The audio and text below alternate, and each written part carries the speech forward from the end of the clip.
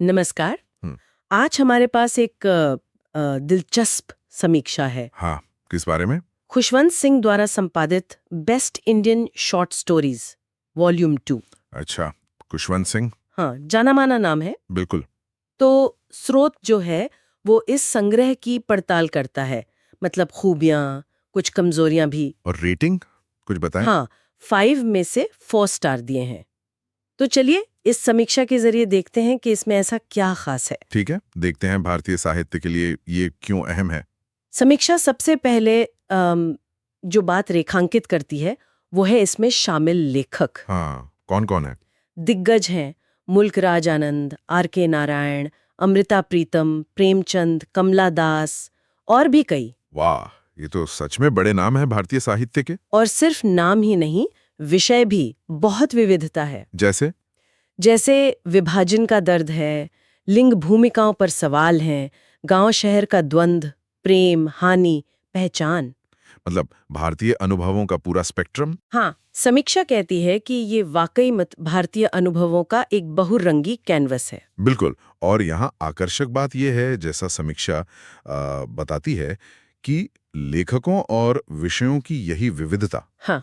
भारतीय समाज की जो जटिल बुनावट है उसे सामने लाती है। अच्छा। समीक्षा का तर्क है कि खुशवंत सिंह के संपादन ने ऐसी कहानियों को चुना है जो मतलब बिना लाग लपेट के सीधे भारतीय परिवेश को पकड़ती हैं। पात्रों और उनके संघर्षों को भी। हाँ, बिल्कुल, पात्र और उनके संघर्ष ये भारतीय जीवन की एक कच्ची, थोड़ी यथार्थवादी तस्वीर पेश करता है। जो शायद हमेशा आरामदायक ना हो। सही कहा, हमेशा आरामदायक नहीं होती। हाँ, और समीक्षा कुछ खास पहलुओं पर ज्यादा ध्यान देती है। क्या है वो पहलू? जैसे खुशवंत सिंह की अपनी प्रस्तावना, समीक्षा उसे व्यवहारिक बताती है, मजेदार और बेबाक। अच्छा, मतलब संग्रह के लिए एक अच्छा मंच तैयार करती है। हाँ, फिर प्रेमचंद की कहानी का जिक्र है, अनुवादित है, पर समीक्षा के अनुसार असरदार है। बहुत सामाजिक न्याय और ग्रामीण गरीबी के मुद्दे इतनी शिद्दत से उठाती है कि पाठक को झकझोर देती है। प्रेमचंद का तो यही अंदाज है।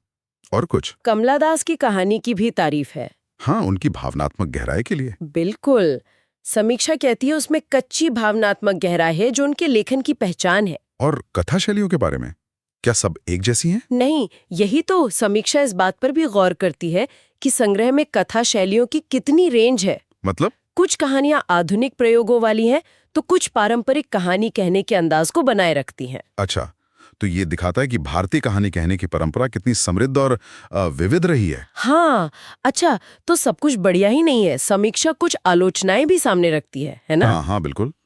और ये नुक्ते भी मतलब सोचने लायक हैं। क्या है वो? समीक्षा एक महत्वपूर्ण सवाल उठाती है कि क्या कुछ कहानियां आज के पाठकों को थोड़ी पुरानी लग सकती हैं? भाषा में या नजरिए में? हाँ, भाषा या सामाजिक नजरिए में। जाहिर है, ये कहानियां अपने समय का आईना है। ठीक है। और एक और मुद्दा अनुवाद की गुणवत्ता को लेकर है। अच्छा, मतलब कुछ अनुवाद बेहतर हो सकते थे। समीक्षा का यही मानना है कि कुछ क्षेत्रीय कहानियों के अनुवाद और बेहतर हो सकते थे ताकि उनका पूरा असर, उनकी बारीकियां पाठक तक पहुंच पाती। ये तो अहम बात है। और एक बात और थी शायद, संग्रह के मिजाज को लेकर। बिल्कुल। समीक्षा इशारा करती है कि संग्रह का जो ओवरऑल टोन है वो अक्सर गंभीर और भारी है। मतलब लाइट रीडिंग नहीं है। नहीं, बिल्कुल नहीं। कहानियां महत्वपूर्ण मुद्दों को उठाती हैं, लेकिन अगर कोई हल्की फुल्की मनोरंजक कहानियों की तलाश में है तो शायद ये संग्रह उसे थका दे। हाँ, भावनात्मक रूप से थका देने वाला लग सकता है। ये कोई हल्की रीडिंग नहीं है। तो इन सब बातों को ध्यान में रखते हुए समीक्षा का अंतिम निष्कर्ष क्या है? ये संग्रह आखिर किसके लिए है? देखिए, समीक्षा का निचोड़ यह है कि जो लोग भारतीय कथा साहित्य की गहराई समझना चाहते हैं और समय के साथ उसका विकास कैसे हुआ, हाँ, उनके लिए ये एक बेहद समृद्ध और फायदेमंद अनुभव है। कमियों के बावजूद ये भारतीय कहानी कहने की चौड़ाई और विविधता का एक सशक्त परिचय देता है। यानी साहित्य के छात्रों के लिए, लघु कथाओं के शौकीनों के लिए, और जो भी साहित्य के माध्यम से भारत की आत्मा को समझना चाहता है, जैसा कि समीक्षा सुझाती है, उनके लिए जरूरी है। ठीक है। संक्षेप में कहें तो समीक्षा के अनुसार ये संग्रह भारतीय साहित्य के कई अहम पड़ावों और आवाजों को एक जगह लाता है। हाँ। कुछ संभावित सीमाएं हैं, जैसे अनुवाद या कुछ कहानियों का भारीपन, लेकिन फिर भी ये भारतीय अनुभवों और लेखन शैलियों की एक महत्वपूर्ण झलक पेश करता है। ये वाकई सोचने पर मजबूर करता है। क्या वो कहानियां जिन्हें समीक्षा शायद पुरानी कह रही है, आज भी हमें मानवीय स्वभाव या समाज के बारे में कुछ ऐसी कालातीत बातें बता सकती हैं जो आज भी उतनी ही प्रासंगिक हो? ये एक अच्छा सवाल है। और अनुवाद का वो सवाल किसी क्षेत्रीय कहानी की आत्मा को दूसरी भाषा में उतारते हुए कितना कुछ बचता है और कितना बदल जाता है। हाँ, ये भी एक अहम मुद्दा है। इस पर विचार करना दिलचस्प होगा।